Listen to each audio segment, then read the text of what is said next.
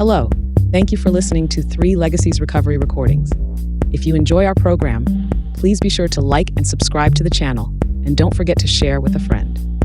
We're also self-supporting, so feel free to contribute to the channel through Venmo at Recovery Recordings 615. Please note that the views expressed on this podcast are solely our individual views and do not represent any official stance of any 12-step program. We are not affiliated with any specific recovery organization, and this content should not be considered as professional advice for alcoholism or addiction.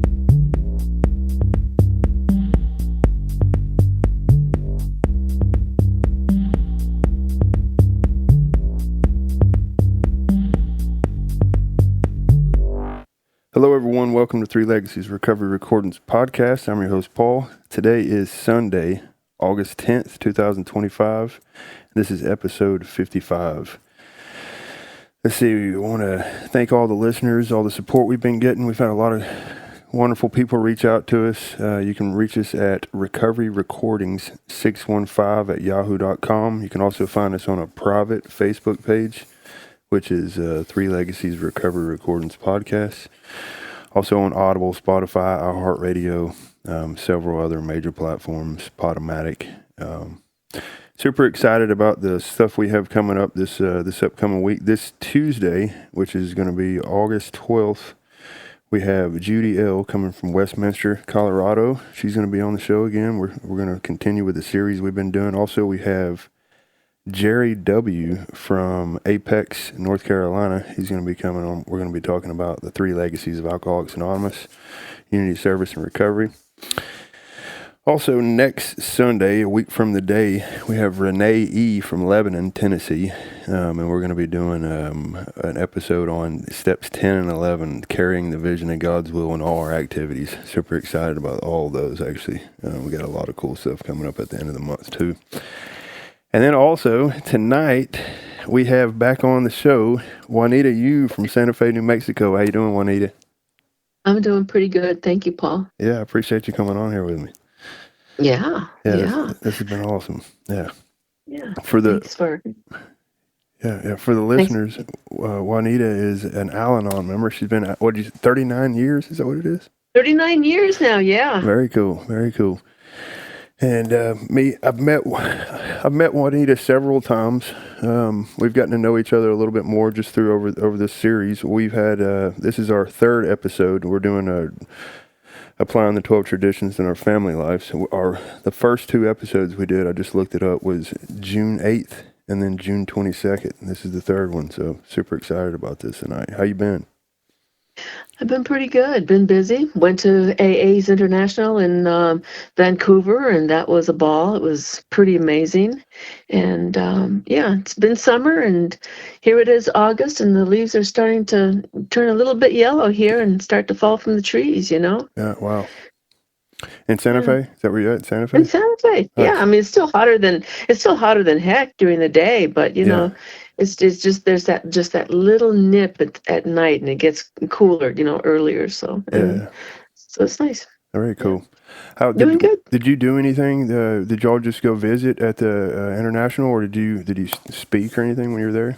Did you have any? Well, we went to all the big meetings, which were amazing, and Al-Anon has like a separate program from Alcoholics Anonymous, and so in a separate hotel where they hold that. So I spent probably 3/4 of my time at the Al-Anon program, and I spoke at one of the speaker meetings they had along with another gentleman, and the topic was let's see. Oh no, I can't remember. It was about having difficulties, overcoming our difficulties, that kind of thing. And so nice. There was, did that, and it was good. It was really good. Nice. A lot of people. I'd heard stories about people could possibly have issues. I think if you had a DUI, you can't even get into the country unless you go through a process. And did you hear anything about any of that? Yeah, I mean, this is like I was in, I also went to the AA International when it was in Toronto, Yeah. and we had friends that couldn't get in. They were stopped at the border and had to go back, and Wow. so it was the same thing. Canada's pretty strict about who they let in. If you have a felony, they won't let you in. Yeah. And we have a lot of friends who didn't even bother trying to get into Vancouver, Yeah. just because they knew it was just the runaround that they were going to have to do to try and do it. They're pretty disappointed, but didn't try and get in. Yeah. Yeah. I plan on beyond. I think the next one's what, St. Louis. Is that what it is? Yeah, that's close. Yeah. Yeah. Yeah. I'm excited about that. We have several years cool. so. Yeah. Yeah. So how's everything been? How's Santa Fe been? How's Tom? Santa Fe's Yeah. Santa Fe's been good. Uh-huh. Yeah, we've had a lot of friends visit us this summer, and Tom is doing very well. Very cool. He's at a meeting right now, and he's doing good. So he starts his 5-day IV chemo again tomorrow for the week, and doctor's very happy with him. So we'll see him tested, get his lab results tomorrow, and see how he is. And so far, if the way he looks and what he's up to is any indication, I expect good lab results too. So thanks awesome. for asking. Yeah, Paul. that's wonderful. Yeah. That's great. Yeah. That's awesome. Yeah, I ran into a couple people. I think one of the ladies you sponsor one of the ladies, a lady named Pat. I did a thing on a Zoom meeting called the Firing Line. I'm not sure. I know. Oh yeah. Yeah, I did that. Lady named Kat. You know Kat and Pat. I do know Kat. Yeah. Yeah. I've talked to both of them about trying to get them on here. I think I've possibly set a date with Kat, and then Pat. I'm getting back with her about trying to get some dates maybe set up. Yeah. Oh, that's great. Yeah. They're both great people. Great members of Alcoholics Anonymous. Yeah, I think the world of them both. Yeah, that's cool. All right. Well, cool. Yeah, we are. We're doing the 12 traditions in our family life. It's funny because until we started this, I didn't realize that y'all's traditions were, was a lot different in some ways. Yeah. I have the AA traditions pulled up in front of me. I'm gonna read the tradition 5 right now. Okay. Okay. I pulled my book out too, just so that I could have it in front of me. Each group has, this is the short form of AA, Alcoholics Anonymous, Tradition 5. Each group has but one primary purpose: to carry its message to the alcoholic who still suffers. Yeah. Yeah. The Al-Anon tradition reads, each Al-Anon family group has but one purpose: to help families of alcoholics. And then it tells us how we do it, Paul. So within the tradition, it reads this: we do this by practicing the 12 steps of AA ourselves, by encouraging and understanding our alcoholic relatives, and by welcoming and giving comfort to families of alcoholics. So, clearly they thought that we need a little bit more instruction here as to how to carry out this one purpose, and so it gives us the purpose to help families of alcoholics, and then it gives us 3 ways to doing it. And of course, it's, am I doing the 12 steps myself? Yeah. And am I encouraging and understanding the alcoholic relatives? And am I welcoming and giving comfort to families of alcoholics? So in applying it to our families, it's how do I even begin to do this? Well, a friend of mine, and I'm going to give her credit because she deserves credit. Mary Pearl, known as MERP, from North Little Rock, North Little Rock, Arkansas. Yeah. She has an amazing boy. If you want somebody on this, get Mary Pearl. She's phenomenal, and you wouldn't go wrong with having her.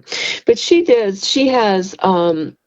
Practicing the traditions in your relationships, and she has literally rewritten the traditions for relationships, not specifically families, but relationships. And this is what her tradition 5 reads as: each marriage or relationship has but one primary purpose: to serve as an expression of God's love. Wow, nice. I think that's amazing, right? I mean, yeah, that's a great primary purpose.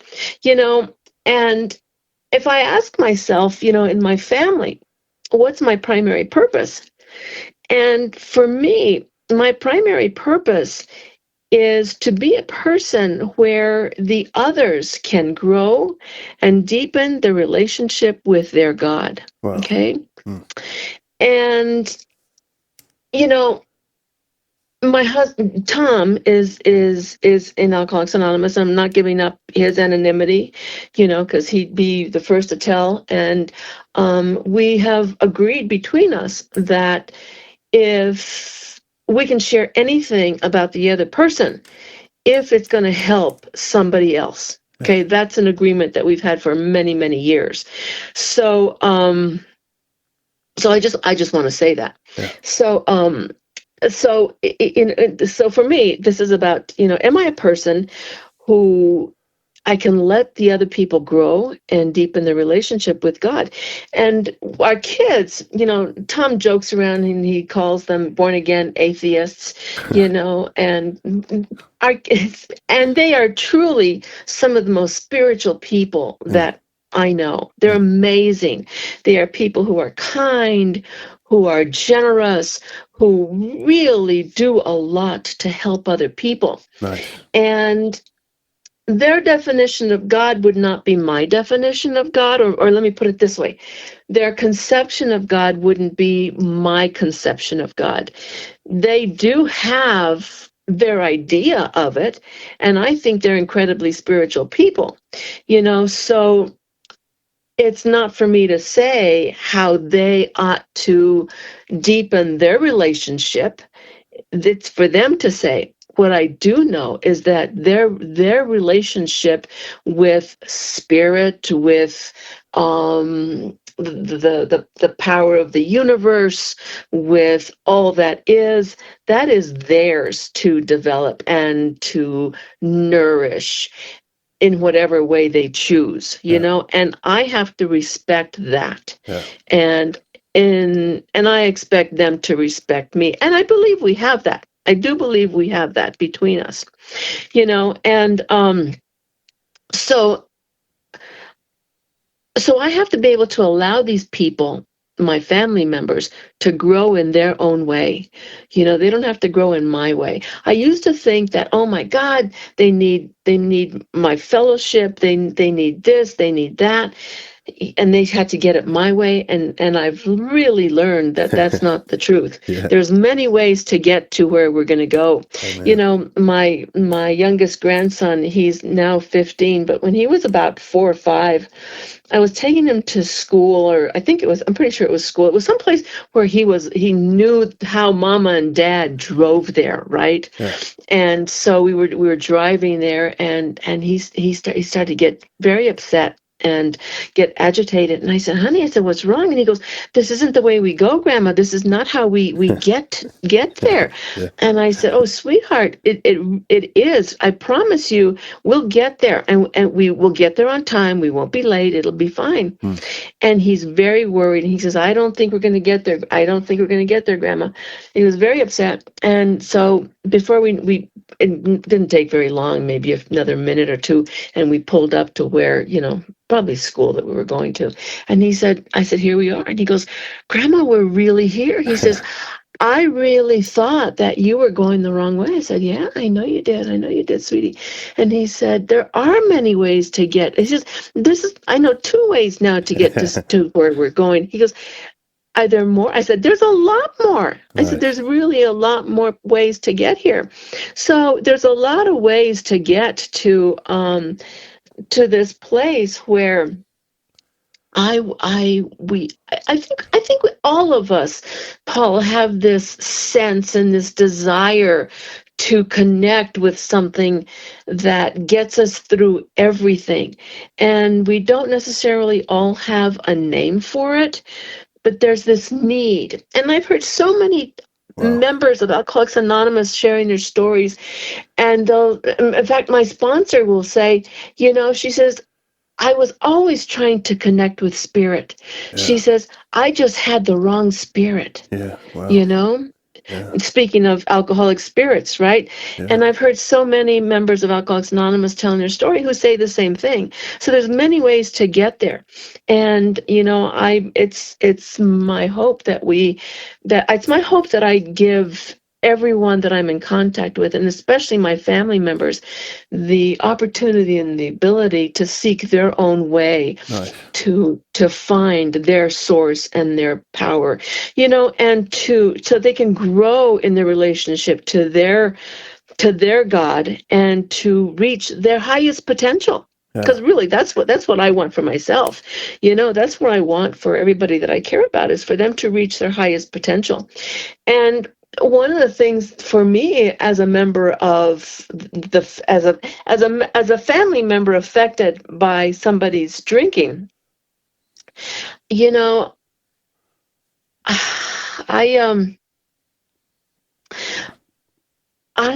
didn't think their potential, that they were very capable. I thought they really needed my help.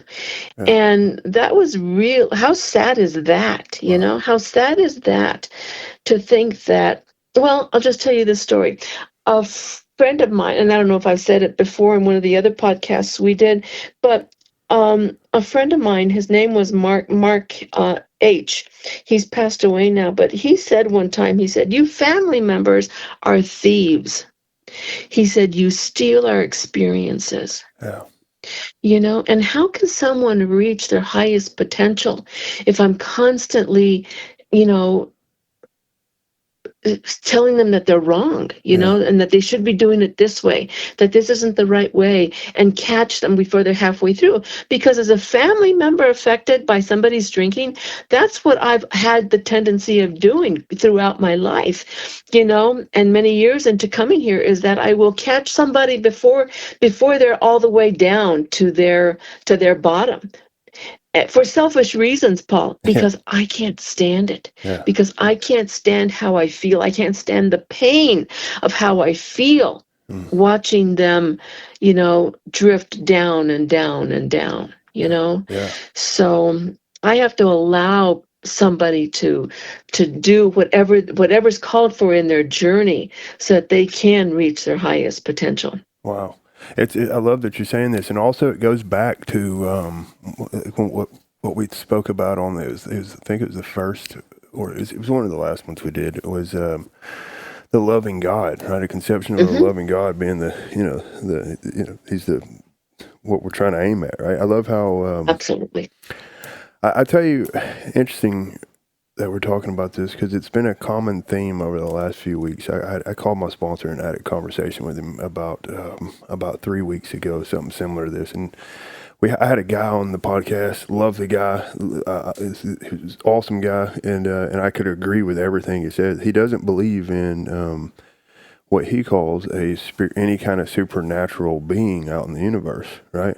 But yet he believes in, like, deep mystery. He practiced spiritual principles, right? I mean, like, and at the end of the day, I was in my conversation with him. I was like, dude, I don't know that I've ever seen a situation where, like, God, whatever you want to call it, where it mattered what you call it, right? I mean, like, at the end of the day, like, I think God's mystery. I call it mystery or whatever. I call it all kinds of stuff, right? And so it's like applying a spiritual principle to your life is still applying a spiritual principle to your life. It doesn't matter what you call it. It doesn't matter if we agree on what it's called. Like, there's like how you said, we all have this need, this, like, it's an unmet need that we're, I think that what the 12 steps do is start to getting us in touch with that, right? It's,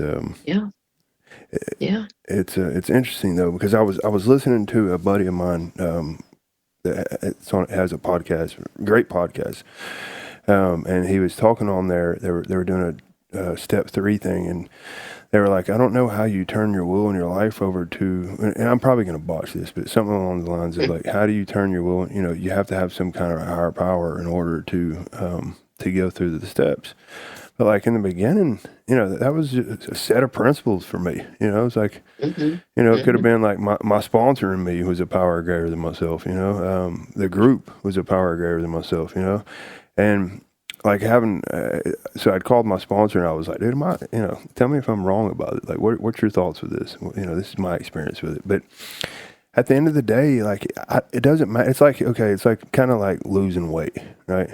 I don't have to believe that if I eat at a caloric deficit, I don't have to believe that's going to work in order for it to work, right? Like I can eat at a caloric deficit. I don't have to. I can call it whatever I want, right? But if I practice that principle, I will lose weight. Yeah, you get absolutely. What I mean? So, Absolutely. and that's what the steps have done is it gives me some stuff to do to get me out of the way. And I love how you were talking about letting people have their own experience with that. It's like I get so far in the way. I think that came with some pain. I don't know that I've ever, at least me anyways, I can't speak for everyone, but I had to have a lot of pain in my life through trying to tell people, what they needed to be doing, yada, yada, yada. Absolutely. And then it was like, oh, wow, okay, get out of the way, Paul, Yeah. Yeah, so I love that. Yeah, that's huge. Absolutely. Yeah. Yeah. Yeah, absolutely. It's none of my business. One of our Al-Anon books says this one thing. It says, when we concentrate on our own primary purpose, we don't have time to interfere with the lives of others, Wow. And so if I'm doing what I'm supposed to be doing, say that again. I shouldn't have any. Yeah, I shouldn't have. The other people and what they're up to is none of my business. Yeah. And it's tough when you're a mother. It's tough when you're a spouse, when you're a grandmother. And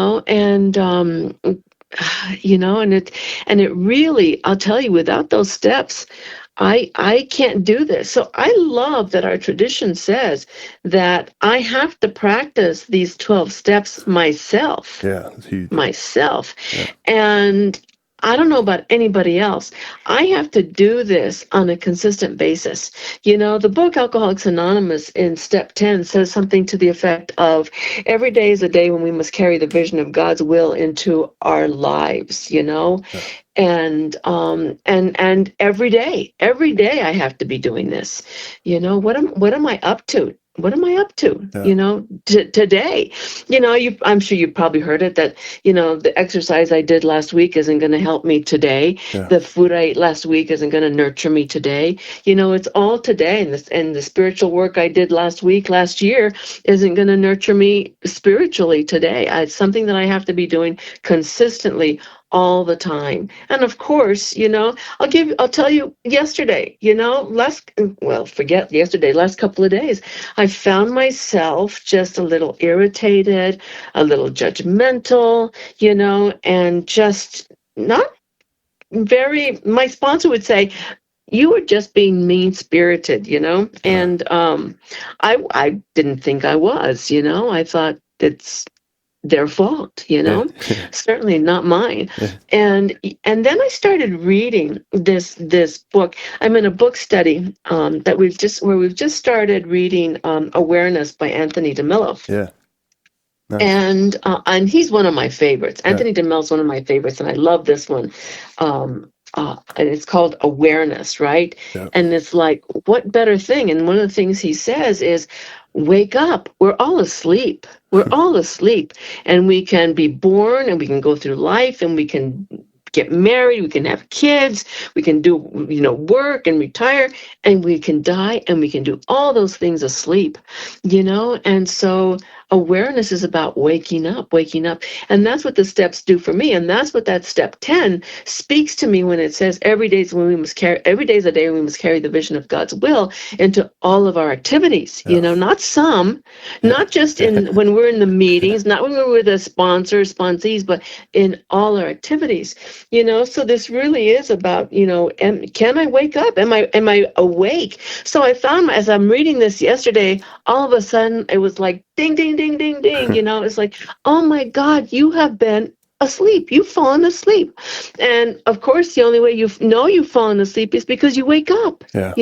All of a sudden I woke up and I'm going, oh my God. So you may be surprised, but the person I found myself critical and judgmental of was my poor hubby, Tom. And so I had to get up immediately and I said a prayer. And so I walked in, he's in the office, and I had to make amends. And I said, Tom, I said, my God, I said, I am really sorry. And basically I said, I've been an asshole, I said, I'm really sorry, that wasn't okay. And, that's me practicing these principles, Yeah. Wow. and it can be on big stuff. It can be on little stuff. I have to do this. Am I really doing this? Or am I just talking it? Because my sponsor's always big on saying, when all is said and done, more is said than done. Yeah. Wow. Am I talking this stuff or am I doing it? Am I talking it or am I doing it? Yeah. And I'll tell you a little story. Okay. My sponsor has, 51 years now in the rooms of Alcoholics Anonymous. Wow. And when she got sober, and she asked a woman to be her temporary sponsor, she says, I got her and I got her husband. They were a tag team. And when I wouldn't hear her, she would often send me to him. And they were Hugh and Beverly Douglas out of LA, in California. Right. And so Hugh Douglas, so my sponsor told me this story, and it was about Hugh. When Hugh had about 9 years sober, he got a letter from a woman, a friend of his, and the letter said something to this effect: Hugh, I'm really concerned about you. She said, you've become like the old golf pro. You know how to teach the game, but you've forgotten how to play. You don't play anymore. Yeah. Yeah, you don't play anymore. And wow. I don't want to be that person. Yeah. I don't want to be that person who can teach it, who can sponsor people, okay? Because we're not teachers, we sponsor people. We share our experience, strength, and hope in how we have gotten where we are with these people. I want to do this stuff. I don't want to be that teacher who just talk. I have to do this. Otherwise, I'm not effective. Yeah. I'm not effective. And to be effective, I have to be in the present, doing what I do, to the best of my ability every day. Yeah. Wow. Yeah. It's huge. And I tell you, it's something that's, luckily I've had some, good mentors over the years. So for example, this podcast, I do a lot of these podcasts, and I always tell my guys, it's like, look, hey, this is not my recovery, right? I still have to do step work. I still contact my sponsor on a regular basis. If there's, I still, my morning meditations, prayer, I still take guys through the steps, and I can't let this right here get in the way of that, even though we may be sitting here talking about recovery, but if I'm not applying these principles in my life every day, I'm not working recovery, right? Yeah. And it's so easy. It's so easy to get caught, mixed up with that, I'll tell you one thing that, something you just shared made me think of when we were talking about something that's been a common theme over the last year or so. I remember my grand sponsor Scott. He says motives can be some of the worst things out there. Right? He says I can have good motives and be completely evil. Right? Yeah. And one thing that I got a sponsee currently, and I can still do this. I'm not saying I'm past this by any means, but he's getting to this point where he realizes now it's like, just because something's true doesn't mean it needs to be said, right? Yeah. And it's funny though, because Scott he says this all the time, and I remember the first time I heard it was a couple years ago, but he talks about how, my motives can be just another way of playing God. I'm governing the outcome of a situation. Well, I did this because I wanted this to happen, but if I'm making decisions based off that, I'm still playing God in certain ways, right? Mm-hmm. Yeah. But if I'm making decisions based off principles that governs my actions today in this moment, it's like, wow, Absolutely. And I'll tell you, a good buddy of mine, Dave. I had Dave on the podcast, guy, and He's in Texas, but he does this thing called the 12 Daily Prayers. And the first one he calls it meditation, vision, and or prayer, meditation, and vision. And so in 83, it says, each morning we ask our Creator to show us the way of patience, tolerance, kindliness, and love, right? And then we meditate on what each one of those principles are, and then we carry that vision on what that would look like through the day, right? What would it look like to be kind? What would it look like to be patient? And to make that like on the forefront of your conscience as you're going, kind of actively going through the day, proactive. And it's been a game changer, right? Which is huge, because it's easy to get caught up in that. Well, they needed to know this, especially when there's certain situations. They needed to know, they needed to know. I love how you were talking about family right there when you're like, especially when it's your kids, I'm sure that looks, it's a whole different animal right there. Right. And so those principles right there and, thinking about how the principles governing my actions in today, I think that's huge. Right. Absolutely. Yeah. Absolutely. I was just thinking about when you talked about, just because it's true doesn't mean you have to say it. Don Pritz used to say, truth without love is brutality. Nice. Wow. Yeah. Truth without love is brutality. Wow. And we can use being honest and really hurt somebody. I didn't have a sponsor for 2 years after coming to my first al-anon meeting. And oh my God, what a mess I was. And I sure didn't think I was, And I really believe I caused some havoc with saying certain things, because they were honest, not realizing that. Yeah. Like you said, certain things just don't need to be said. Yeah. Certain things not only don't have to be said, certain things should not be said. Yeah. Amen. Yeah. Yeah. Yeah.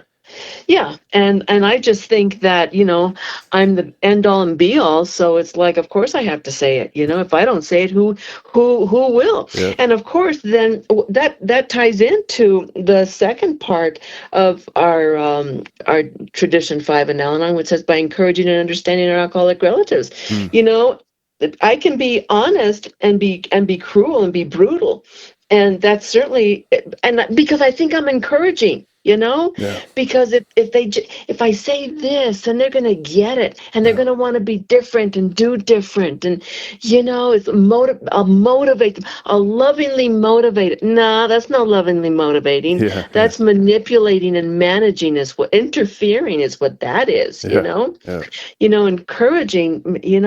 That's a whole other thing. Yeah. And if I'm asked for advice, guidance, opinion, that still has to be done with love, respect, courtesy, and honesty.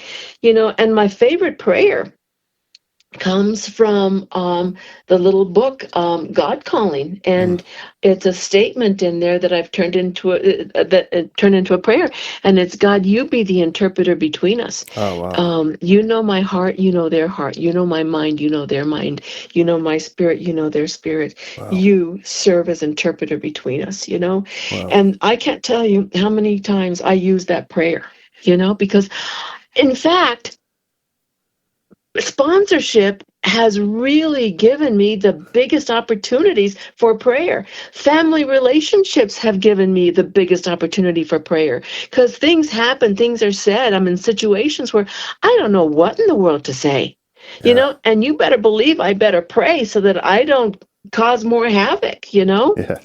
and Don had a phrase that he loved. Don Pritz had a phrase he loved, and it was effective prayer, and Wow. It's caused me to have and to learn and to use effective prayer. And this prayer of asking God to be the interpreter between us, that's one of my most said prayers, Wow. that one, and God, please today, just don't let me be an asshole. Yeah, Please nice. today. Those are like my two most often said prayers. And I'm not going to tell you which one I use the most, but you can guess. That's awesome. That's awesome. I love how you use the word mean-spirited, right? So the first time I ever heard that term or the words was I did a fifth step with Tom over at your house in Nashville.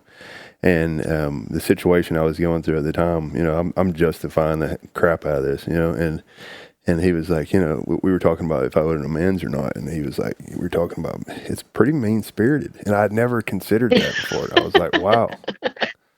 Like, wow. Yeah. And also, I love how you're using this interpreter, right? It's like, that's huge. It's one of those things where I'll something that I'm talking when I'm talking to my guys quite often. I'm sitting there. One of the things I found pretty effective is like, if God's right here with us, which He is, right? Like, what do you think His conversation would go like with you and your significant other in this situation? What do you think that would go like? That's important. That's an important. That's pretty vital. Right? I mean, absolutely. It's just we don't consider that when we're in self, right? And justifying whatever it is, mean spirited, right? It's like, wow, absolutely, that's huge. Yeah, I got to get God calling. I mean, I've seen bits and pieces of it through people sending me, but I got to get that. Yeah. Oh, it's one of my favorite books. It's probably one of the ones that I've been reading the most. I read it every morning, and nice. And some mornings it's just a reminder, and some mornings something pops out that's new, or I'll see in a different way, Yeah, that's good. That's awesome. And I love how like this tradition, as far as in a group setting, anyways.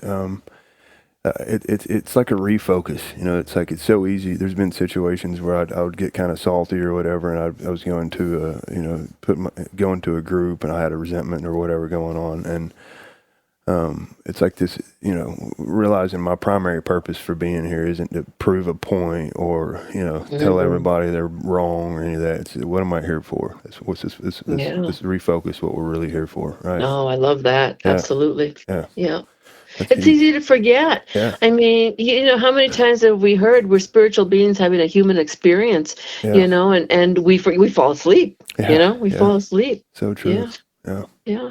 That's awesome. And you woke up in that moment, why am I here? Yeah. Yeah. I heard this, I'll never forget. I was doing a meditation. I heard the lady one time, she said, the moment you realize that you're in thought and you've lost your whatever your focal point is, the moment you realize you're back in the moment. Like, wow. Nice. All right. Yeah. It's not so bad. Yeah, absolutely. Yeah, definitely. Nice. Well, you want to... Yeah. Go ahead. Yeah. Okay. So, encouraging and understanding, my family members, those people I'm in relationship with, it's, it is, first of all, I need to mind my own business. Is it my business to mind or not? That's one of the first things, and if I'm going to understand people, I have to ask questions, or am I so intent on what I'm going to say, what I'm going to reply, that I totally miss what they're saying. Yeah. And for me, this really is a lot about communication, Am I open to communication? Am I open not only to talking, but to listening?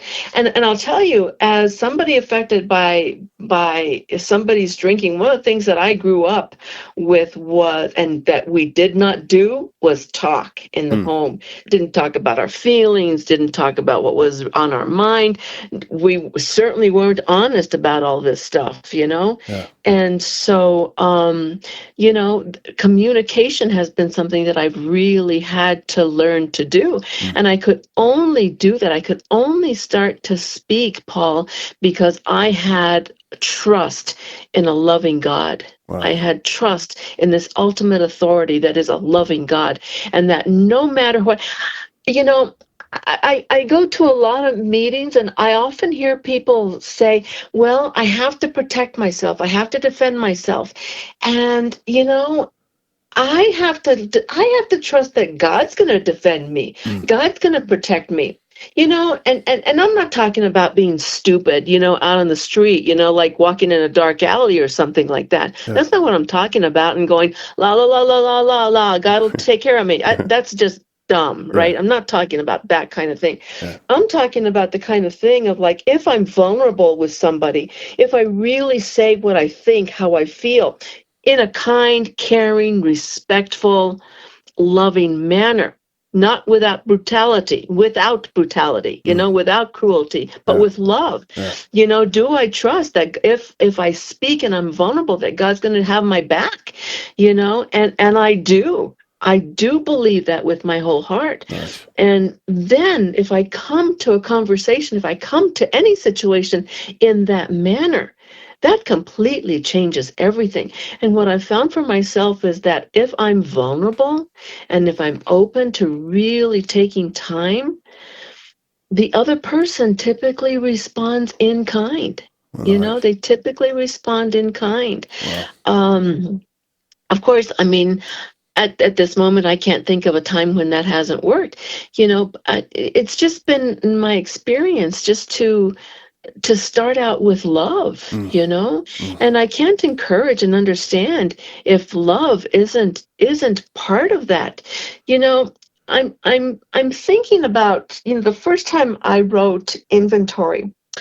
And my first sponsor took me through the big book. And, she said what I had to do was set a sane and sound ideal. Yeah.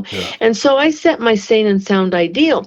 And the book says sex life. For me, it was in my relationship, in my marriage. Yeah. And it was pretty, it was like, okay, monogamy, communicate, open, caring, affection, that kind of thing. And then subsequently, other inventories that I've done, it's grown and changed, Yeah. and it's evolved. It doesn't stay stagnant because I'm not the same person. And of course, when I came in the program and first did that inventory, I was like, 35? I'm 71 now, well on my way to, a few months I'll be 72. That has changed throughout these years. Yeah. And I can't tell you how many times it's a new sane and sound ideal as how God would have me show up as a wife, Yeah. And I remember one time, like probably 25 years ago, maybe longer, about 25 years ago, I guess, I wrote down in this inventory, for my sane and sound ideal, what came to me was to let down the walls. And I was like, let down the walls? Wow. What in the world do you mean let down the walls? And let down the walls that you build to protect and to defend yourself, right? Wow. Because how can you be in a relationship with somebody when you're got these walls up to defend yourself and to protect yourself? That's not open. That's not loving. That's not trusting. And it's certainly not trusting God. Yeah. Wow. That's huge. Wow. So it's been the same kind of thing with my kids, what my sane and sound ideal was as a mother, when I first did this, it was a far cry from, the youngest was at this, when I did this inventory, the youngest was 10, the others were like, maybe like 18, 19, 20. And now they're, in their early 50s and upper 40s. It's like I can't have that same sane and sound ideal. Yeah. They're not the same people. Can you imagine going to them with that old sane and sound ideal? Yeah. Well, honey, you have to do this, and here's this, and it's like it just wouldn't fly. It's so it has to shift and change, and I think that's why it's so important that I keep working these 12 steps so that I can show up the way I'm supposed to show up at this period and this point in my life. With all of these people. Yeah, that's huge. Wow. So if you care, if you don't mind, that it's like what you just said, letting the walls down. What's a couple more that you tend to go to? That's it. That you're willing let's to share. See. Let me just think a minute. One of the things that came to me, and this was a long time ago, it was, and it was like my sane and sound ideal. This is really going way back, right? But it was after my first one. And it was, watch how you dress.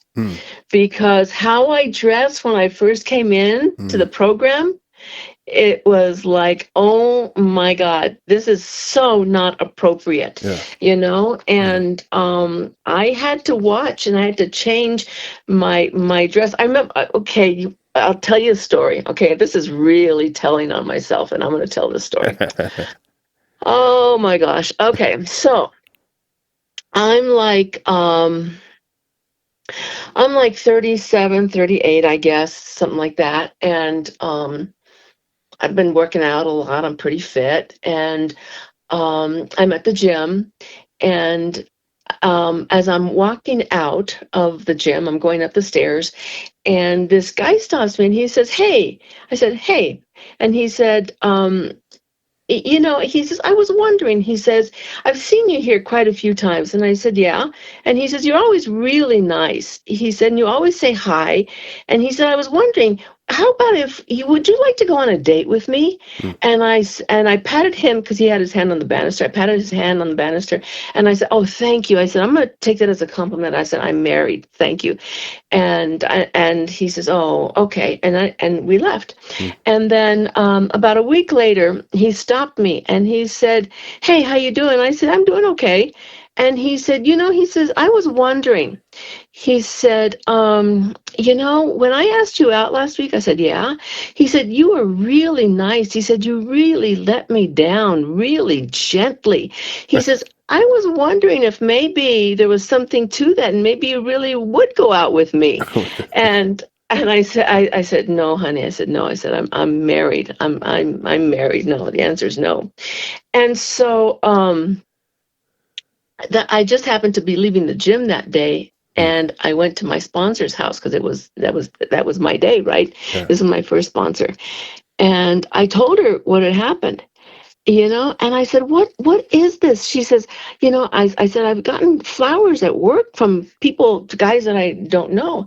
And she got really quiet. And Paul, when these people with time get quiet, you better watch out, man, because you're about to hear something that is going to like knock the socks off of you. And so she's quiet. And then when she speaks up, she says this. Okay, you ready for it? She says, "Well, you don't have to dress the way you do." Uh, And my first wow. thought was, Mm. "You Yeah. bitch. Yeah. I bet. You old bitch. Yeah.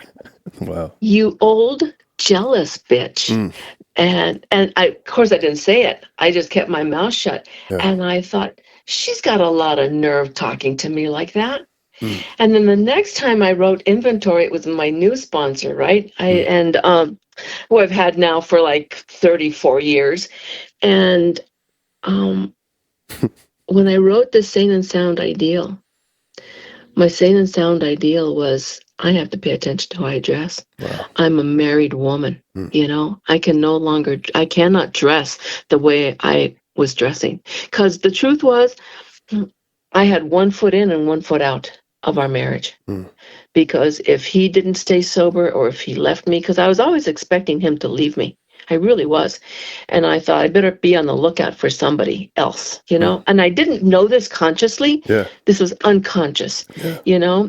And the day came when it was like, I can't dress like this, Mm. Yeah. I Wow. can't, I have to put both feet in this marriage, and I can't dress like this. Not out in the world, not the way I was dressing. And it wasn't outrageous, like, Yeah. ridiculous, Sure. but still it was pretty sexy, sexier than than it needed to be, for a work environment.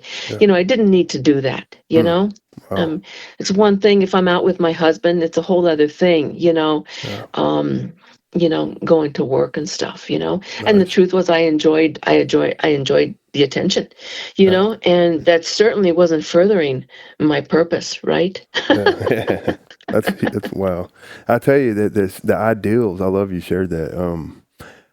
I had never sat down and wrote out sane and sound ideals until my current sponsor, and so it's been over the last probably 2 or 3 years, and it is completely different. It's cool because it's one of those things where it's like being proactive, right? And it's if you really look at what it's really aiming towards is like this is who me and God are trying to show up with, like, as, right? It's like this is who me and God are bringing to the table. And like before that, like, it's really like certain situations, like where my wife would share certain things about how she felt, stuff I was doing, and I would get kind of ego butthurt about it, and like a part of my ideals, really, if you go to the St. Francis prayer, is I get a lot of my ideals from that. Comfort rather than to be comforted, love, rather than to be, and like I remember one time she had shared something with me that she felt, and my knee-jerk reaction to it was like, I'm butthurt about it. You know what I mean? She's trying to control this and this and this, and this is several years ago. And so I'd called my sponsor and talked to him about it. He was like, well, what's your ideals? And I was like, oh, frick, here we go. And it was like, it's funny though, because it changes the changes because it's like, all right, so what are me and God bringing to this situation? I love how like the big book puts that at the very end of the three inventories, right? It's like, it's like there's this space right there where you realize like, what would God have me be? Well, everything I did on this inventory, what's the opposite pretty much, right? It's like in this way we shape a sane and sound ideal. Yeah. And I love using that, like you just said, like I don't use that just for my, for romantic relationship, but I have ideals for like how I treat my work, how I have ideals and how I treat sponsees, my home group, my dogs. I use that a lot because it's big, right? Because there was a time where like me and my wife was staying gone a lot. You go out and doing a lot of AA events. My dogs were just sitting here at home all day by themselves and all night. For like like after I started inventorying, I was like, wow, it's not good, man. It's not, So I have that in all kinds of different areas, and I love that you shared that, because I think for a lot of people, in my experience, anyways, there's been a lot of people over the years that I've met that didn't have an ideals list, Yeah, absolutely, absolutely. Yeah. No, it's very true. It's very true. And the other word is this understanding. I said ask questions.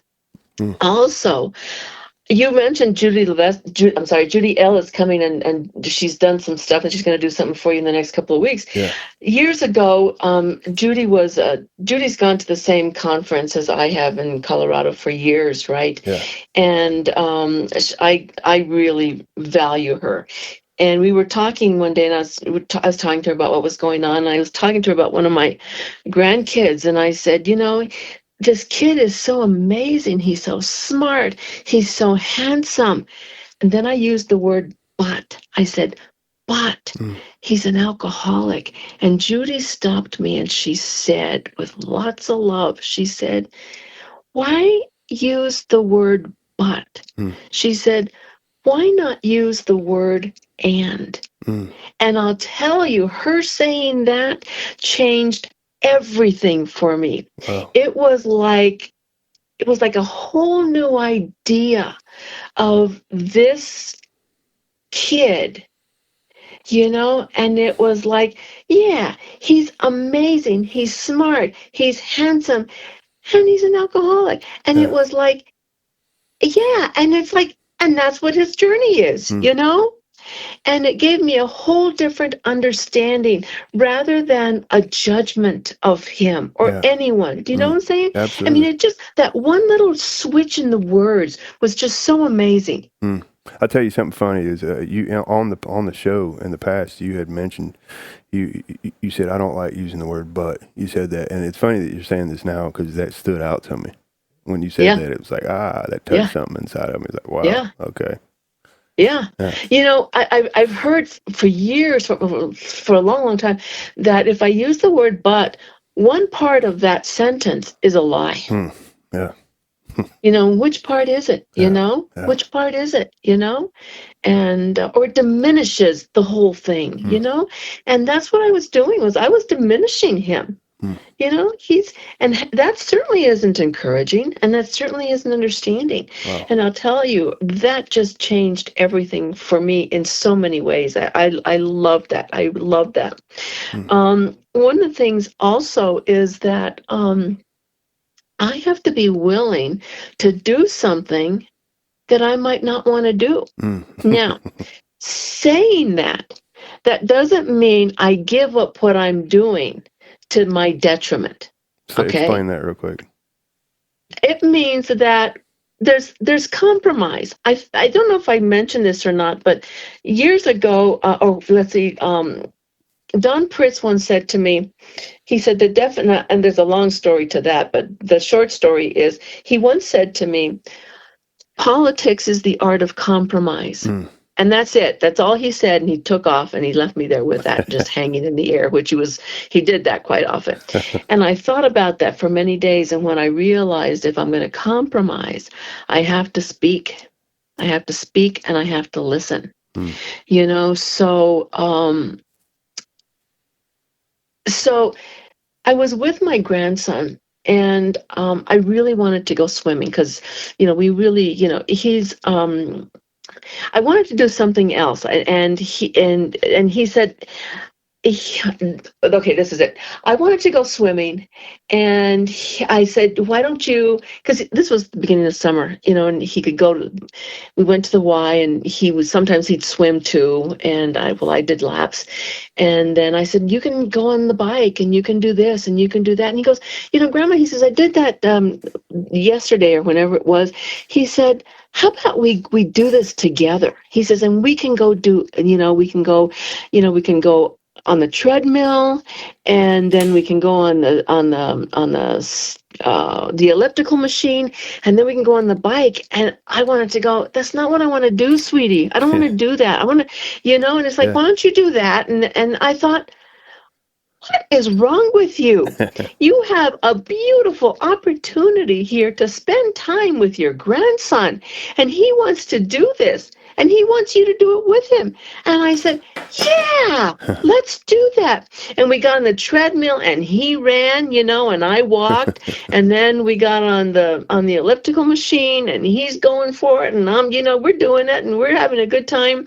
And then we got on the bikes, and I hadn't been on the bike the bike that he was talking about in some time. But I think it's a new bike, and you can do these trips on these bikes, right? And he goes, Grandma, let's do this. Let's go to Peru. And I said, Peru? I said, I was thinking that maybe we could go to Europe and we could do this one. And he goes, I'd really like to go to Peru. I said, oh, okay, we're going to do Peru. And I said, we'll do this Europe one later on, another time. He goes, okay, so we did that, Mm. And he's like going much faster than I am. It was great. And we did this like about 3 or 4 more times while I was still in Nashville. We had the best time. Wow. I would have missed that, Paul. Wow. I would have missed that. Mm. Yeah. Because I was so set on what I wanted to do. Mm.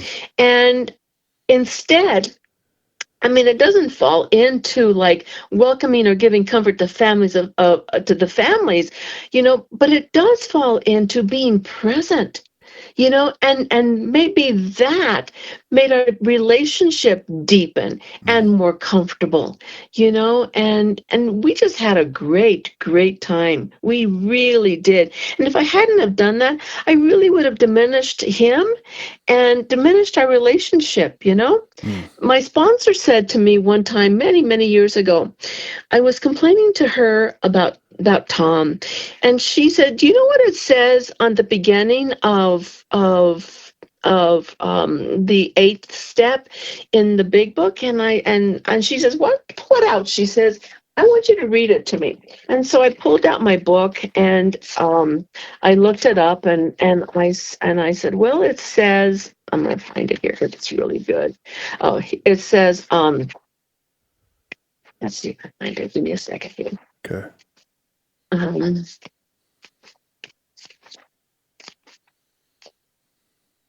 Okay.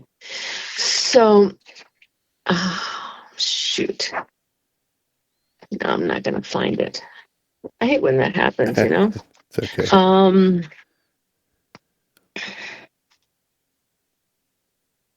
Take your time. It says we must take the lead. Mm. Okay. Yeah. It's anyway. It says we must take the lead, and she says, "What do you think it means by that?" Mm. And I said, "Well, I don't know." I said, "I guess it means that we in AA and in al-anon should take the lead, and we should let it begin with me." And she says, "Yeah, it means that." And she says, "What do you think it means in your relationship with you and Tom?" I said, I don't know. I said, I don't know. And she says, maybe it means you must take the lead. And when she said that, I didn't like it because I don't want to take the lead, Paul. Mm. I don't want to take the lead.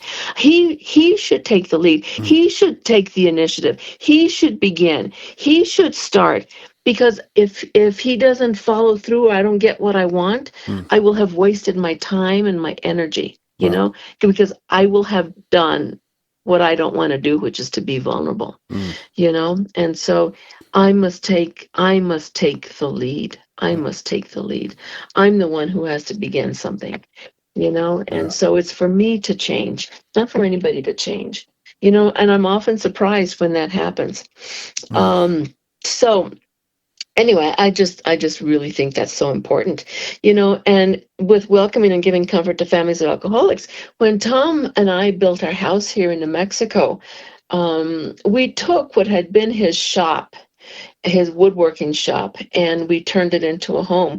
We had a friend who was an architect here in Santa Fe come out, and he gave us suggestions on enlarging the floor plan and what we could do. So we did additions, but before we started, you know, the addition, we had my mom and my dad and I can't remember. I think my youngest daughter might have been with us, and all the guys who were going to work on the house, and a couple of a couple of Tom's sponsees, I think. And we wanted to say a prayer. And Tom had asked my mom if she'd say a prayer.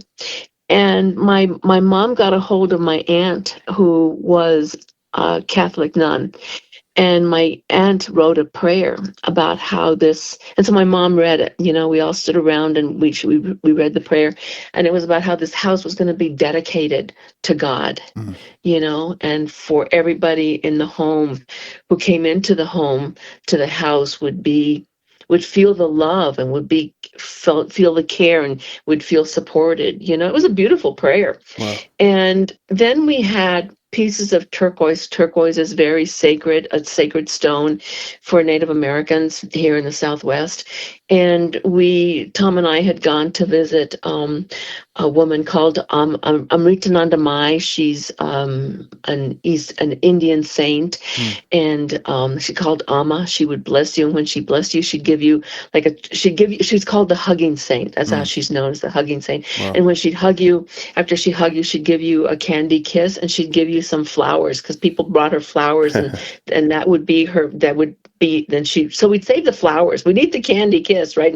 And we'd save the flowers. So we had all these flowers, you know, from having gone to her through the years. And then Tom and I did Lakota Sweat Lodge.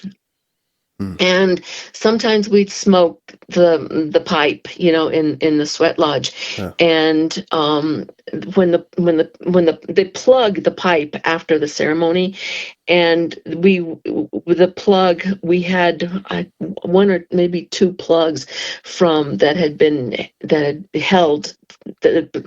put in to plug the pipe, you know, in between ceremonies. Yeah. And so these are all really sacred objects to us. And so we buried these sacred objects in the various rooms of the house that, Wow. you know, we were going to add on to.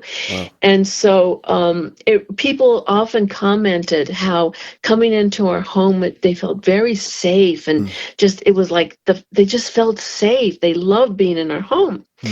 And I really think that prayer did that. Wow. And my dad, for Christmas, probably it was about maybe 5 years before he passed away, I guess. For Christmas, he gave me this little plaque. It was just, you know, when you're checking out, sometimes, you know, there's these little things hanging, and they're only like maybe $3.50, something like that. One of those kind of plaques hanging there by the cash register. Yeah. And he says, I was checking out of this store, and he says, I got this for you. He says, I really think it belongs here, and it really speaks to who you are. I'm gonna cry in a minute. And he says, it really speaks to who you are. And he said, and so he's telling me this as I open it, and here's what it says. Okay, this is what this little plaque says: welcome to our home. Within these walls are warmth and love, and when you step inside, you'll find some hugs, some friendly smiles, and arms that open wide. Wow. You'll find a chance to be yourself, as well as family, a place of laughter, work, and fun. You'll fit in perfectly. You'll find such warm encouragement that dreams will never fade, and many happy memories just waiting to be made. Wow. Wow. And as I read this, I just kept thinking, my dad knows me. I mean, he knows me. You know, I mean, he sees me, and this is not just for people who come who are members of our fellowships.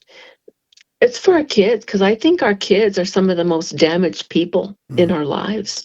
You know, I mean, certainly growing up in an alcoholic home, they were damaged kids, you know, and they've had to go through their process to get to where they're either in finding their true purpose, or you're, you know, in their true purpose. And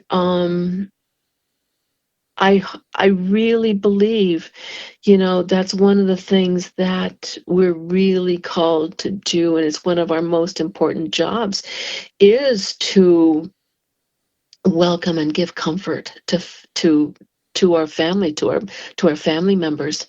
You know, I really believe that when I was with my mom and my dad, both when they were in their journey to go to the next life, I really believe that I was given the ability to give them some comfort, you know, as well as the first time I was ever with a person transitioning to the next life. You know, it was a gal I sponsor. She called on Christmas Eve.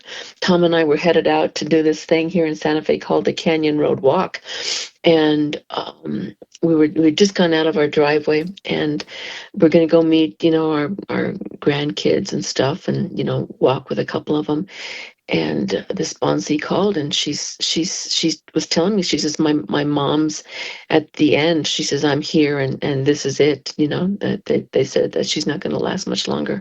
And I thought, oh my God, I didn't want to ask this question. I didn't want to ask the question, do you want me to go and be with your mom? Do you want me to go and be with you and your mom, you know, as she transitioned? I didn't want to ask it. And I knew I had to. And so I did. I said, do you want me to go? She goes, yes, please. And I looked over at Tom, and I said, you know, how about changing our plans?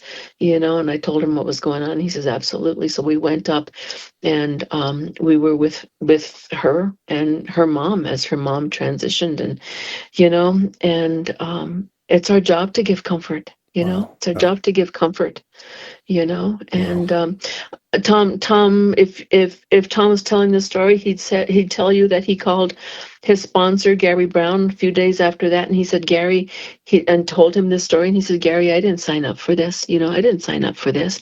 And Gary said, you absolutely did. That's part of our job. It's part of our mission. It's what we do. You know, we give comfort and we welcome people, you know, and it's a big deal for us in our meetings. And, you know, am I doing that? You know, and am I doing that for my kids? You know, I remember my first sponsor said to me, I was complaining that, you know, I said, he's always at meetings, he's always doing this. This is in the early years, right? And I said, I don't see him. He doesn't come home till late at night, you know, and it's like, he might as well be drinking. He might as well, you know, because I still don't see him. And she asked me this question. She said, are you the kind of person, are you the kind of wife that he would want to come home to? And I thought, oh my God, I don't even want to come home to me. You know? So, you know, how am I doing even welcoming somebody into my home, even when they're like an immediate present member of my own home? You know? How am I showing up? Wow. Man. You've touched on so much right here. You've made me think. It's funny because Tom has told me over the years when we were talking about your home in Santa Fe, and he's always told me to him it was like a really, really special place. To him and a lot of other people, he said. So it's funny listening. It's awesome listening to you talk about that side of it too. Wow. I feel like I got a little bit more, a little piece of it. Wow. Yeah. Wow. Yeah. Man. Yeah. Well, yeah, that's tradition. That's what I got on tradition 5. Yeah. I don't know. Do we have time to do a little on tradition 6, or? It's your call. You want to just call. It's up to you. We have time. If you have time, you know, we can. Let's do a bit on tradition 6. Okay. Yeah, let's see what we do here. Okay. Yeah. Okay. I'm gonna read 6 real quick. I'm going to read 6. Beautiful. Thank you. Okay. 6 in the AA short form is an AA group ought never endorse, finance, or lend the AA name to any related facility or outside enterprise, lest problems of money, property, and prestige divert us from our primary purpose. Okay. Thank you. It's pretty similar. Ours reads, our family groups ought never endorse, finance, or lend our name to any outside enterprise, lest problems of money, property, and prestige divert us from our primary spiritual aim. So that's a different phrasing. You all say from our primary purpose, and your primary purpose is to carry the message to alcoholics, and ours says to divert us from our primary spiritual aim. Goes on to say, although a separate entity, we should always cooperate with Alcoholics Anonymous. So we got a little bit of a difference there. In applying it to our families, I really try not to speak for both of us. It's certainly I cannot speak my opinion as my opinion being of both our opinion, because Tom and I have different opinions on a lot of different things.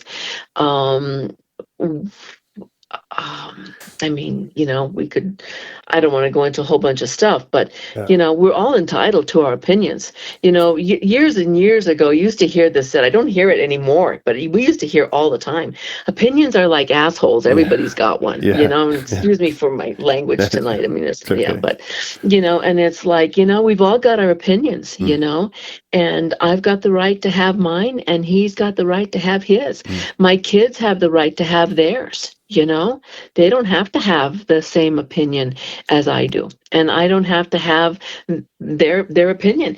I used to not be able to say I don't agree, because I was so afraid that if I didn't agree, that they would be angry with me. I just agreed with Tom. I used to for years just agree with him, and within myself, I'd be like, that's the biggest bunch of BS I've ever heard in my life, but I wasn't going to say it. I wasn't going to say it because I was so busy trying to take care of his emotions that I didn't want to have to deal with them. So I was afraid that he'd get angry. And so it's like, well, we just won't go. I'll just say yes, And so when I started to have my own opinions, he really thought that when I expressed something different than what he was saying, that I was angry with him, or that I was saying he was wrong.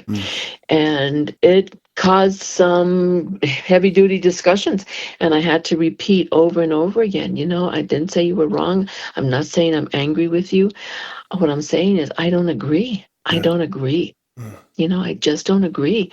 I have my opinion, and my opinion is, and that's fine. That's fine, And I think I have to ask myself, what's my primary spiritual aim? What's my spiritual aim? And for me, my spiritual aim is to be connected to God and to be the best person that God would have me be. That's my primary spiritual aim. Wow. And certainly if I'm not being honest, I'm not even going to get close to being connected to God, because I can't lie. I can't be authentic.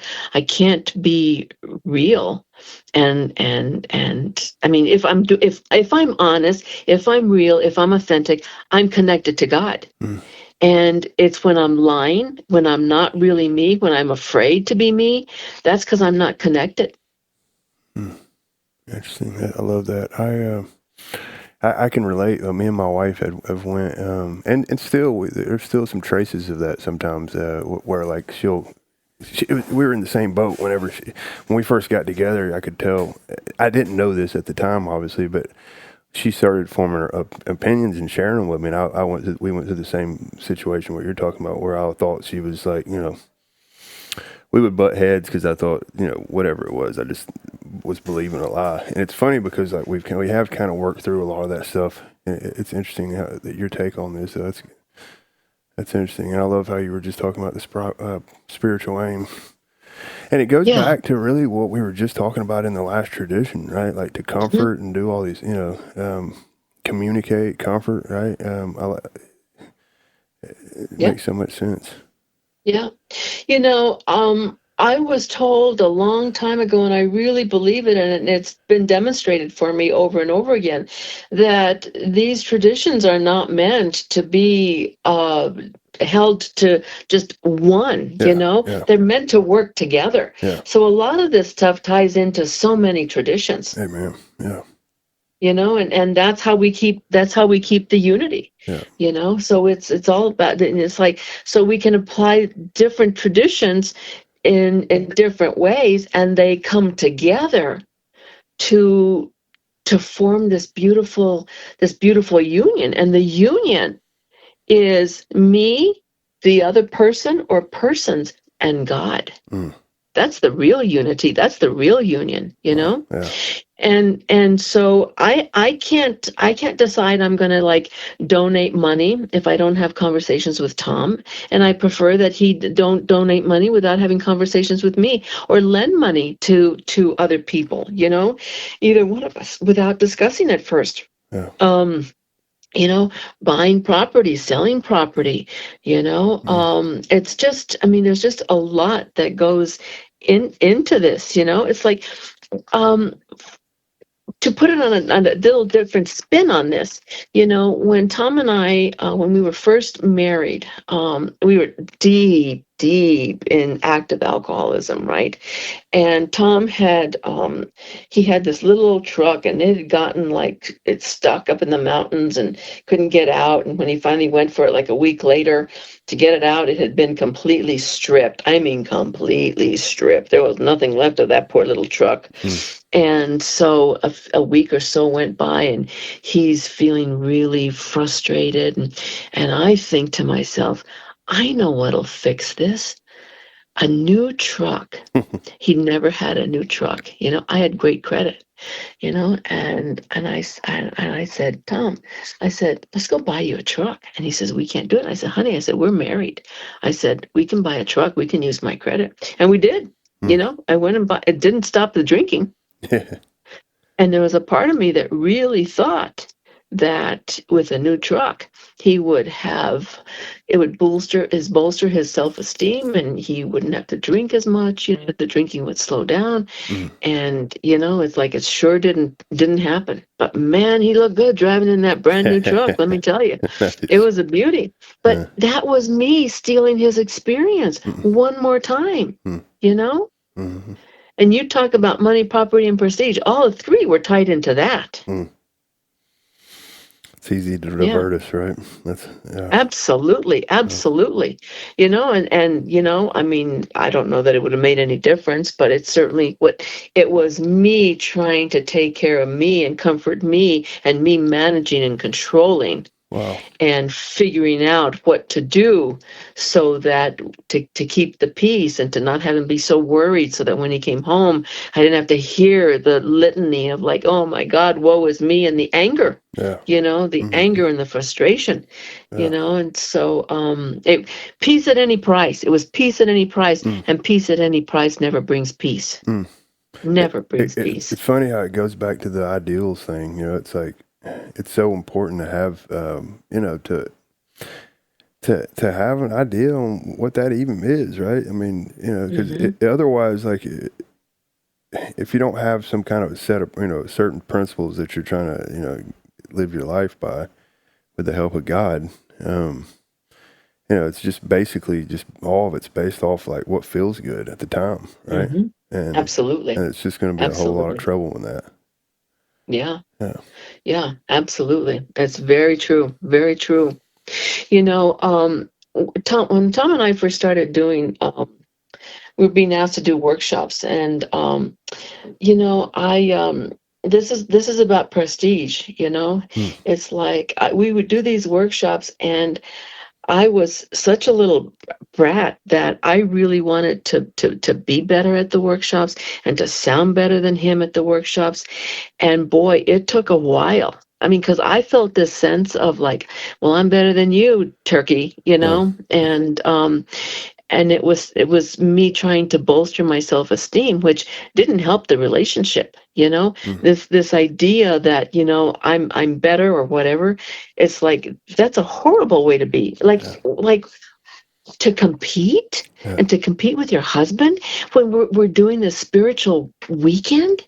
Yeah. I mean, what is up with that? Yeah. And of course, you don't know what you don't know, until you know it. And once you know it, it's like, because you're asleep and I was asleep, right? I was asleep until I woke up. And then it was like, oh my God, I cannot believe I did this for as long as I did. Yeah. And I had to grow, and boy, it changed things for me. It's like we really had to. Are we going to do this thing as partners, as equals, or not? Are you going to bring God into this? This is an area where it's like all the traditions tie into here. Mm-hmm. Wow. Yeah. It's funny because it's one of those situations, and that's one of the things I love about the podcast is, me and Judy actually were talking, on probably our second episode or something, but it's like, how do you know what you don't know, right? So what you were just talking about, like, if it wasn't for people that were willing to share this stuff, and just listening to stuff and relating it to our own experience, it's like, wow, like some of the stuff I would never even consider. I mean, today it's a little different, but I mean, like 3 years ago, 4 years ago, a lot of this stuff, it would have been, a hindrance. It seemed like more of a hindrance, right? But then today, it's like, wow. It's like, and that's the importance for me, like what I was saying, was getting some of this content out. It's like, wow, it's like people that are willing to share this stuff. And it's vital because it's, again, how do you know what you don't know? And it's funny because one day when I had asked her that, it's like, she's made the comment something about like, once you open that can of worms, you can't unsee it. Right? You can't unsee that. Yeah. So wow. Yeah. That's right. Right. That's right. Yeah. Am I willing to grow? How much do I want to get close to God? Amen. Yeah. Really, how close do I want to be close to God? Don Pritz, one of the things that he said one time to me was, if there's something between you and another person, there's something between you and God. Yeah. And if I'm putting any of this stuff, and I think it ties into money and property as well. Any of these things, if I'm putting any of these things before God, yeah, it's like I'm not. It's not good. My relationship with God is not good. There's a problem here. There's a response, and I'm not respecting God, and I'm not respecting myself, and I'm not respecting anybody else. And it's and the last line of this says, although a separate entity, we should always cooperate with Alcoholics Anonymous. And so, although that we are separate people, kind of like bringing in the fourth tradition here about autonomy, it's like we should always cooperate. Excuse me, are we cooperating? Are we cooperating? Me buying Tom a truck, that was not cooperating with him. That was me managing and controlling and fixing. There was no cooperation there. There was no God in that. It's not my job to fix, to solve, or to manage anyone else. Tom or with my kids. And with my kids, it's been a deal because, I want to make their lives okay. And when they were starting out, it's like I did everything I possibly could to help, and I think there's nothing wrong with doing that. If you're capable of it, do it. My sponsor says this: everything is an asset until it becomes a liability. And it came a time when it became a liability, because what I was basically saying is, you can't do this. You need my help. Wow. And that's what I have to be careful with. Am I really cooperating, or am I really being critical and judgmental because I'm trying to help in situations that is none of my business to help?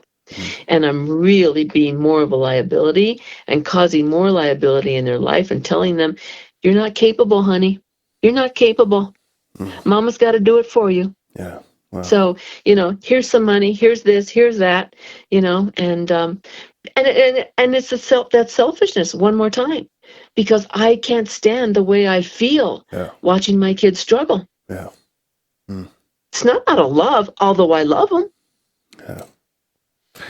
It's interesting, like going through when you first discover that, it's like I had to have people point that out to me. My first sponsor used to have to point stuff like that out to me all the time, and I didn't believe it at first. Like, come on, dude, Mm-hmm. And Katie P always talks about cloaked in a good motive, right? Which is exactly what it's talking about. Wow. Absolutely. Yeah. Absolutely. The spiritual I had to have huge. Absolutely. Absolutely. So true. So true. Couple of things that come to me. I had to have a conversation had to have a conversation about having differing opinions with somebody. And at the end of it, what they said to me was this: I hope that this does not mean that our relationship has to end. We've had a long relationship. Do you think that it's that the fact that we have such different opinions that we can still salvage our relationship? And I said, I think that if we hadn't had this conversation, our relationship would not have gone any further. Wow. Which I really believe is true. Wow. I can love somebody and we can have differing opinions without having to end the relationship. Yeah. We can have different values about things without having to end the relationship. I mean, unless we're talking about somebody who believes it's okay to kill somebody, then and they're going about that job, of murder. But otherwise, it's like, I think there's a lot of times that we end relationships because, and here's why. This is why this is so important. For me, because if I have a problem, if it brings up something within me, what's going on with me? What's going on with me? What is it that I have to look at within myself? Yeah. Yeah. Not that the other person has to be different or change their opinions or whatever. What is it that this topic or this situation is bringing up within me that is disturbing me so? Yeah. Yeah, there's been situations where my need to be right was way more important. Like I'll completely, say me and my wife are butting heads about a situation, one particular situation, we had some disagreements one morning. This is probably a year or so ago. We had some disagreements, and I get up pretty early in the morning, and it was first thing in the morning, and I'd waited for like 2 or 3 hours. My sponsor, I let him get up and do his morning stuff, and then I'd called him, and I had such a position, like I'm trying to defend this position, right? And by the time I call him with what I got to ask and talk about, it's not even about the situation anymore. It's this need to be right. She needs absolutely. she needs to know this. She needs, and he's like, it doesn't matter whether I agree with you or not, Paul. It's like, I'm sitting there like, so you would do this in your family, or you would do that, and he's like, that's not even what we're talking about right now. It's like, you have this need to be right. It's like, wow. Yeah. Wow. Absolutely. Years ago, Tom and I went to this conference in El Paso, and we were coming back on a Sunday. Tom, you might, if you haven't realized it by now, Paul, which I'm sure you have, he is a talker, man. He talks. And so I said to him that morning, Sunday morning, before we went to like the last closing speaker, I said, Tom, here's the deal. I really want to go home. It was going to be like a 6-hour ride. And I said, I want to go home, honey. Can we just leave and go home? And he said, yeah. I said, I hear you. We can do that. And so he didn't talk as long. So I'm thinking, okay, well, we're a little progress here, So we get in the car, and the first thing out of his mouth was, I really want a coffee for the ride home. And I'm thinking, oh, crud. I knew it because I also knew which coffee shop he wanted to go to, and I'm not happy. And he's like, do you mind? And I said, well, I really want to get home because I really need a cup of coffee. When I'm like, okay, but I'm pissed now. I'm pissed. Yeah. And I'm like that silent pissed, Yeah. which was one of my weapons. The silent treatment. And so we're driving there, and we're going to this long road to get to the coffee shop, and he has no clue. I mean, that's the thing about this. Nobody else has a clue about how angry I am. It's me. I'm the one suffering. Nobody else has that problem. So he parks the car, and he goes, I'm gonna go get this, and he says, do you want anything? And I said, no. I said, I don't want anything. And he says, do you want to come in? I said, no, I'm gonna sit in the car, and I'm gonna sulk, and I'm gonna be pissed. Okay. I mean, I've just made up my mind. This is the way it's gonna be. And so I'm sitting in the car, and he goes in, and he's all happy. I mean, it's the Tom Mule, he's happy. And he goes in, and I'm sitting in the car, and I'm going, well, this is going to be a nice ride, 6-hour ride home, with you pissed. And I'm like, I don't care. I'm going to be pissed. And I said, and it was like, but this is not really a good program thing to do. I said, I don't care. I'm just going to be pissed. I'm just going to, I'm just going to be pissed. I don't care. I got a point to prove, right? It's the principle of the thing. And then it was like, oh man, okay, God, I'm going to be pissed. I'm going to be pissed, dude. And if you don't want me pissed, you're going to have to figure something out. And all of a sudden I remembered we have this little bookmark. And one of the things in this bookmark says, just for today. That's the title of our bookmark, just for today. Just for today, this is one little piece says, just for today, I will assume what Abraham Lincoln said to be true, that I can be as happy as I make up my mind to be. Wow. And it was like, oh my God. Mm-hmm. And it was like, do you really want to be happy? Or do you just want to be pissed? And it was like, okay. Yeah. I got out of the car, went into the coffee shop, and he's standing at the counter. He's about to order. I said, hey there. I was just, like so sweet again. I said, could you order me a blah, blah, blah, blah. And I said, I'm going to run to the ladies' room. And he goes, oh, I thought you didn't want anything. I said, I changed my mind, Yeah. And it was like, I can just dig. And it's that prestige. Don't you know who I am? Yeah. And this is what you said. And it's like exactly what you were talking about. I'm right. Yeah. You said, we decided, you said, okay. Yeah. And I'm going to prove my point, It's funny. Self shows up all over the place, right? Wow. Yeah, absolutely it does. Absolutely it does. And cooperation, if I'm cooperating with somebody, we're working together for a mutual benefit. That anger doesn't work for a mutual benefit. Yeah. At all. Yeah. At all. Mm-hmm. There has to be some cooperation. There has to be some give and take, Yeah. Our common and welfare. It's not our common welfare. Absolutely. Absolutely. Yeah. That's big. Yeah, that's huge. I tell you, sometimes I can just go to that and just say our common welfare and be like, oh, okay. Wow. Yeah. It's like Josie, I heard him. I love it. He says, for me, he said, for me, a spiritual awakening can be something as simple as my consciousness raising to a space where I realize there's other people involved. It's like, wow, I get that. Mm-hmm. Yeah, absolutely.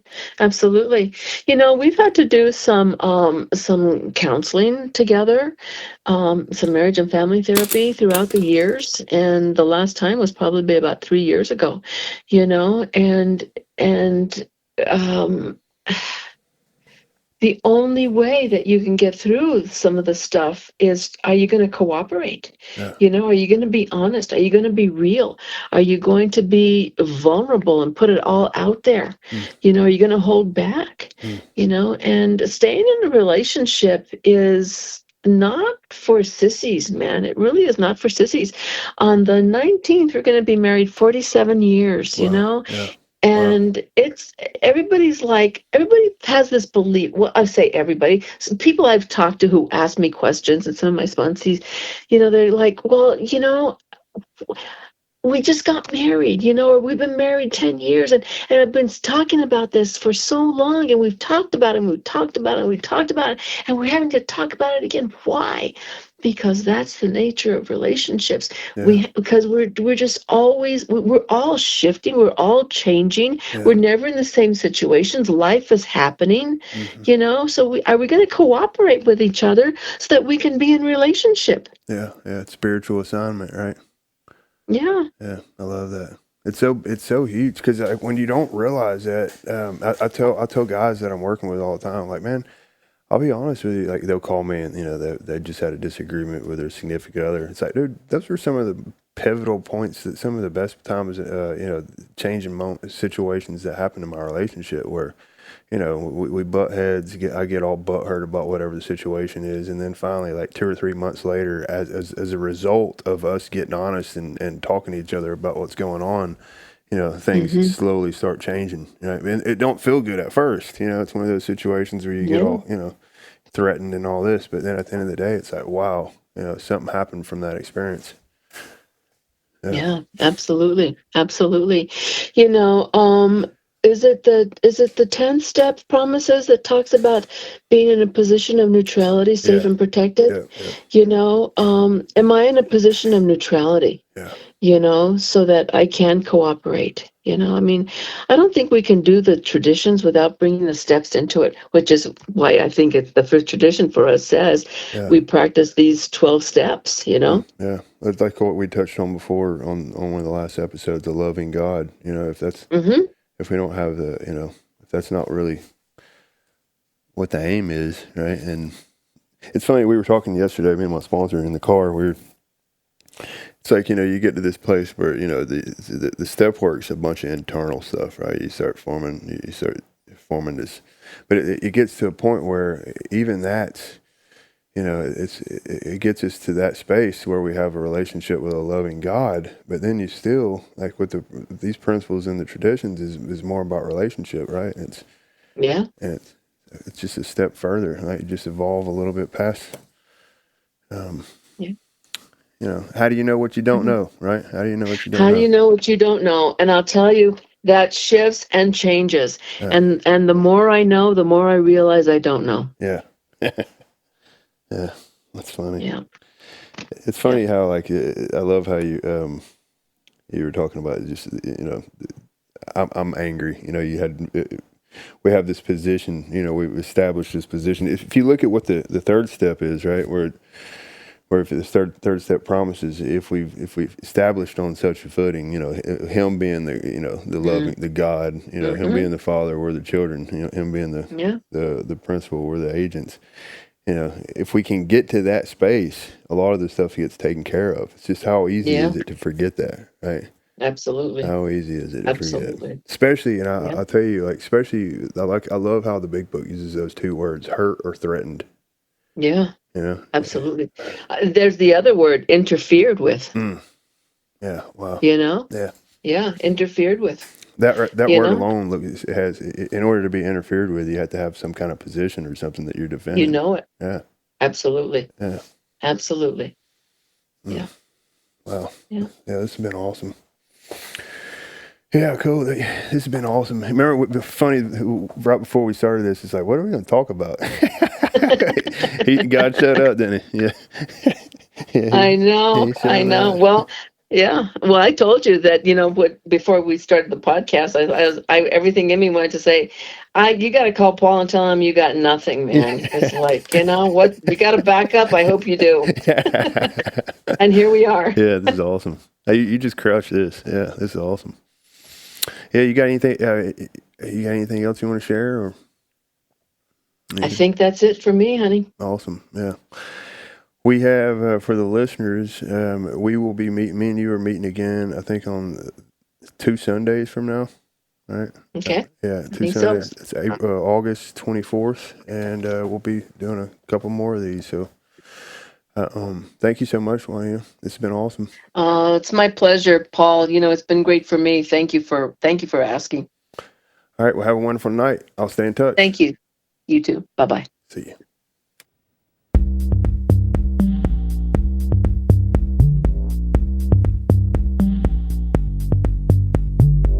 Hello. Thank you for listening to 3 Legacies Recovery Recordings. If you enjoy our program, please be sure to like and subscribe to the channel, and don't forget to share with a friend. We're also self-supporting, so feel free to contribute to the channel through Venmo at Recovery Recordings 615. Please note that the views expressed on this podcast are solely our individual views and do not represent any official stance of any 12-step program.